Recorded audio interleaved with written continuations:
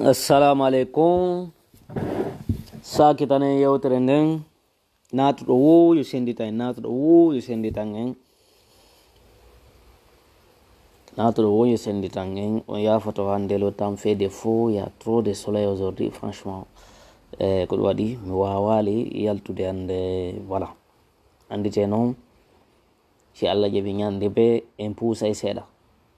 ñande be en waɗa e ɓatakuru seeɗa si Allah wala no jaɓi en attendance be fait écouter na en tant que leader politique lindi noon yaade ni moƴƴa e min ko jiɗinmi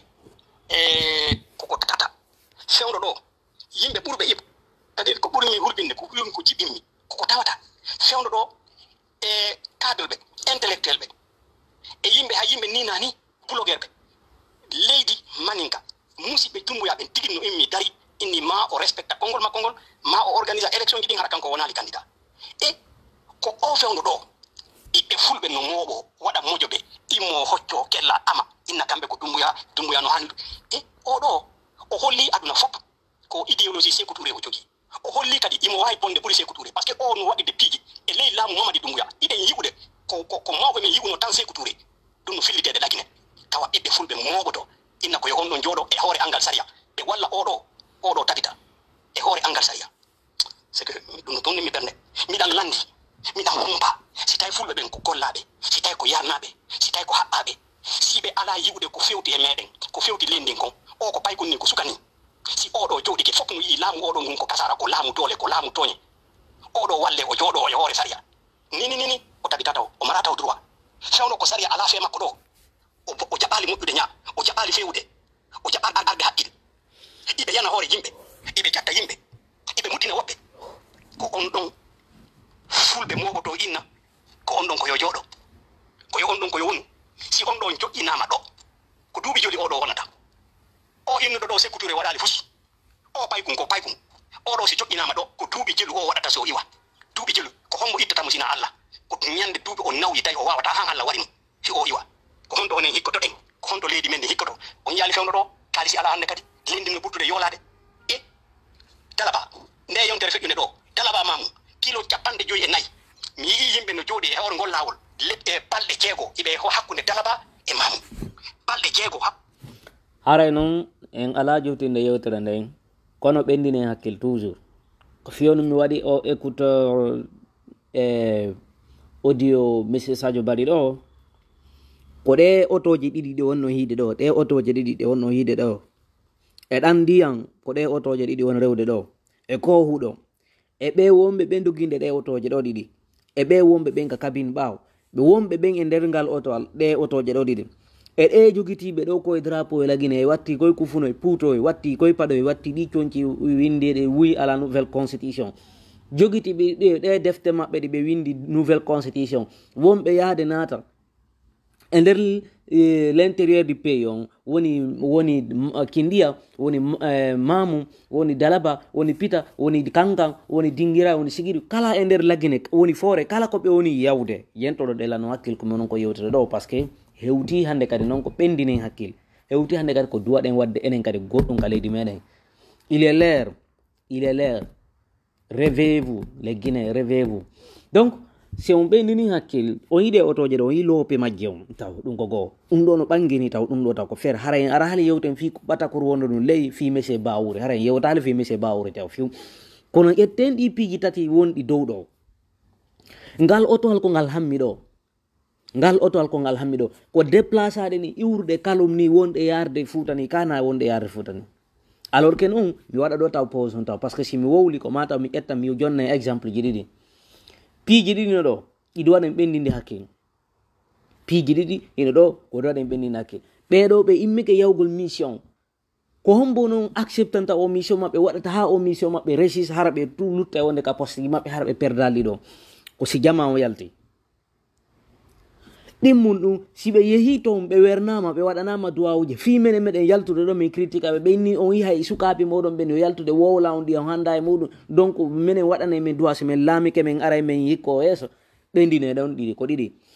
tammel muɗum ɓe wonɓe yaade ɗo on yino ndiyana woni arirde e hoore maɓɓe tampina ɓe ndiyano arde sofina ɓe e hewre ngol lawol ɗo e ɗe loppi ɗo ɓe wala ko law ɓe tampa ko law fi ɗum defandugol kamɓe intérêt maɓɓe personnel ɓe yaha ɓe tawoya ɓen ɓiɓe on tawoyɗon woɓɓe maɓɓe hay ñiiri ala heɓude ko ñaama, woɓɓe maɓɓe hay ndiyan ala heɓude ko yara, woɓɓe maɓɓe no songi hay sabunde no ronkani hoore mum, hay cuuɗi ko ɓe waalo ala. Milliard ji ɗinno ƴettede soode armuji, soode pinka, soode piji ɗin fof fi sutenugol fi gardugol kanko Mamady Doumbouya. awa ɗo noon ɗo wattanen ɗo hila moƴƴa fi hono min wattanen ɗo hila. Mamady Doumbouya debbo andaɗo fi muɗum, neeɓi mo hottigine, iwɗo kankan, jeeyaɗo kankan. O ari ɗo o yiidi e Mamady Doumbouya avant que 31 décembre 2024 hewtude. Debbo noon so min debbo nenirajo andaɗo haray ko fonctionnaire, haray ko andaɗo tigi tigi ko banggue politique, ko hedde ko banggue politique, wona banggue dina na banggue piiji ko banggue politique. Ukkidirowo, liɓowo fi goɗɗo, añuɗo pullo, añanɗo pullo ha ko pullo haɗu ɗon, ala ko ngal o añani pullo ha hewti ɗon. So min noon aadejo añanɗo ko yon fam moƴƴa pulal ngam yewti o ngal.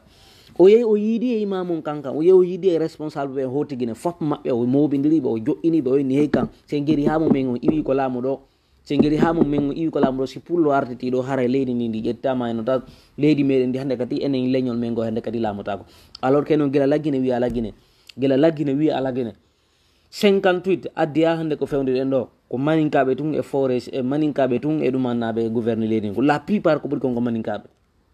Par ce que yi premier président iwɗo toujours hottigine kanko Ahmed Sékou Touré, ɓen ɓe wari ɓen fof ɗen andi ko fuyanu balle, ko fulɓe ɓe ɓuuri warde hollugol fulɓe ɓe na jeeyaɓe ka leydi ɗon, ɗum ko goo. Donc so yi o saayi ɗo nini ɓe empêchude ay alagui sellu recensagol, ɓe empêchude mo waɗugol piiji activité ji gon toon imo raɗa mo yalta ka leydi makko, ko hollugol wawi ha joni aigri yagal ngal no heddi. Par ce que miɗo formulaire mo 3000 euros wonaɗo haalede fi muɗum contre tunningo alagui sellu, mais ɓe wawata ɗum ko goo. ɗimmum ɗum deuxiéme président iwɗo Bascotte, en yi Bascotte ɓayi Conté ari o laamike ko on tuma ɓuttine seeɗa fulɓe acca warede e mum seeɗa, par ce que kanko ko hakkille o gollitoreno. O yi général Lansana Conté nde arno ɓuttine sa, en yi troisiéme président iwɗo hottigine pardon Foré kanko Dadis Camara. Janvier février 2007 en yi yimɓe mayiɓe ɓen o majorité on fop hari ko fulɓe, ko empêche ko kutka kut fiwata pullar ko laamu. Quatrième président iwɗo toujours hottigine Lansana Kouyaté, en yi on noon kadi laamu makko contre sakitore. Cinquième président iwɗo toujours hottigine kanko Alpha Condé. 28 septembre yimɓe ɓurɓe ɓen maayide ɗon kanko mo duwano migitade fiɓe noon, o andita kadi fi mayino ɓen janvier février 2007, o andita kadi yimɓe ɓe Sékou Touré wari ɓen fof o wara ɓay kanko wari o liti ko yata duuɓi 40 mo ɗaɓɓude laamu o heɓa so o heɓi ngu noon o wara wayna ko ɓeeɗo ɓuuri maayide, ko ɓeeɗo ɓuuri ɗumannade, ɓe laamaki acce waɗen point d'honneur e hoore maɓɓe, ɓe waɗali ɗum noon. ɗum e fof meɗen yi laamu makko ngon contre sakitore. ɓeeɗo noon ɓe ari ɓe ciwɗorike laamu ngun pinka e doole, ɓe dooli ɓe hendike laamu ngun 5 septembre, ɓe ari ɓe faminanen ko justice ɓe woni wadde ka leydi meɗen, alors que ɗe surtout l'injustice wonɗo yaaden ka leydi meɗen. ɗum ɗo fof ko empêchegol pullo on fiwata pullo ko argo laamu, kono ko pullo on kadi ɓe woni gollitirde fii o pii pullo ɗimmojo maɓɓe on. est ce que jama ɗon ɓendinde hakkil fi ɗum, min da so tawi ɗon ɓendinde hakkil fi ɗum. Mamady Doumbouya so yi o ƴetti premier ministre o waɗi pullo, o ƴetti ministre des transport o waɗi pullo, ministre de la jeunesse o waɗi pullo, ministre de la sécurité o waɗi pullo, ko fi honno ko ƴettugol fulɓe ɓen hikkina ɓe yeeso. ɓe immo noon ɓe ƴetta ɓen noon ɓe yaha Fuuta ɓe waɗoya toon campagne, ɓe waɗoya toon piiji, alors que noon ɓen wonaɓe ɓen jonnede ɗin sadakaji senere waɗana ɓe ɗon duwa ko mawɓe Fuuta. ɓe yeggiti noon on ministre de la sécurité no habbi ɓiɗɗo maɓɓe on Fuuta, jeeyaɗo Fuuta, ñande o tippi ko leyto ɓe nangamo ɓe soka, kamɓe ɓe yeggitino ɗum ɓe waɗana ɓe sadakaji, ɓe waɗa kala ko ɓe faala, ɓe waɗana ɓe duwa, ɓe hiddito Conakry kadi fiyo ɓe kontin hara ɓe andale ɓe tunniniɓe ɓe tunnineɓe on. awa jama ɓendine hakkil moƴƴa, CNRD lanni ukkade, CNRD lanni hollude hoore maɓɓe konɓe ko ɓe hombol, ɓe ittidoleke maɓɓe mo ɓe wattino avant que 31 décembre hewtude gila ɗo hande kadi nawri yeeso pouvoir on déjà mo confisquede. kono ɗo noon Mamady ala sari, o ala loi ɗo, o ala ɗo possibilité waɗugol piiji ɗin fof e nder projet coopération international fof no bloquini ni. en tant que o légitimaka ma goɗɗo go arali laami ka leydi ɗon, projet international fus masata ka leydi men, financement fus e heɓata, kanko o yoɓetaki waɗetaki piiji gon toon. o jawle laggine ɗe enjeu en ko ɗum ɓe woni joude hoore muɗum ɗo, ɓe waɗa kala ko ɓe faala fiyo jama on aru wallallaɓe ha ɓe légitime o ɓe continue e pouvoir on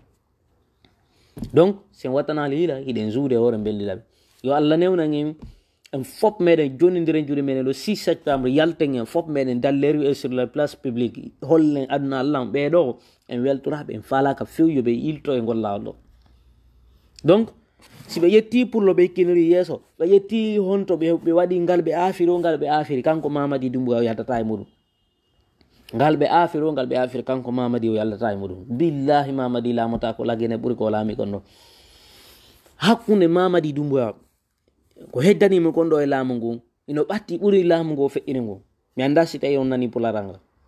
gila ɗo hande ko wonne ɗo ha mamadi immo ko laamu no ɓuuri ɓattade edi ko feƴƴini kon wattane ɗo wila ɓe wonɓe ƴettude ɗo ɗe defte maɓɓe ɗo yaha fuuta yaha tirida e mawɓe mbeɗe yaha turnina ɓe yoɓe waɗo kala ko ɓe faala mais goto kala réponde e justice on yeeso par ce que ɓe waɗali ko droit kon en fof meɗen hara ɗen sutti ko wonko wadde ka leydi men jagguji on ɗiɗi wadde ka leydi meɗen wallahi mamadi dumbuya ngal ɓe afiri o ngal ɓe afiri ɓe yalta ɓe ko nanguirteɓe goto goto aray noon mi hewrike bari bobolisa mi hewrike diallo sa ifullahi mi hewrike on fof moɗon no wonɓe ɓen ɗo donc merci beaucoup